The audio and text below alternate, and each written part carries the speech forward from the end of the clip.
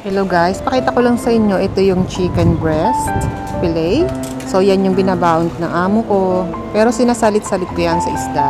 So ang nilalagay ko lang naman dyan ay sesame oil, and then nilalagyan ko rin siya ng cornstarch, and then meron din akong hinahalo dyan na iba pang marinade katulad na paminta, toyo, at dark soy sauce. Dati naglalagay ako ng konting asukal, ngayon sabi ni amo ko, huwag na maglagay na asukal. So ito naman yung white wine. So yan yung total na nilalagay ko sa marinade doon sa aking pinapabaong chicken. So ganyan lang kadali. So nag-add din pala ako dito ng pampalasa na Maggi sauce.